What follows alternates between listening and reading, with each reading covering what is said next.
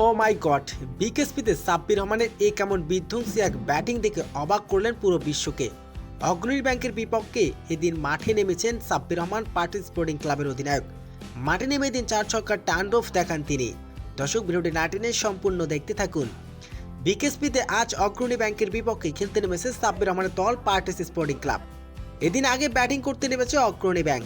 অগ্রণী ব্যাংকের হয়ে এদিন 4 ছক্কার টান্ডব দেখেছেন আইয়ুবের বিধ্বংসী ব্যাটিংয়ে এদিন নির্ধারিত 50 ওভারে সবকটি উইকেট হারিয়ে 208 রান তুলে নিয়ে ইমরুল কায়েসের দল অগ্রণী ব্যাংক।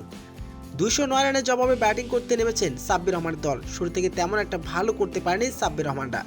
এদিন মাত্র 30 রানের মাথায় মহামূল্যবান 4টি উইকেট হারিয়ে বিপাকে পড়ে যায় সাব্বির রহমানের দল পার্টি স্পোর্টিং ক্লাব।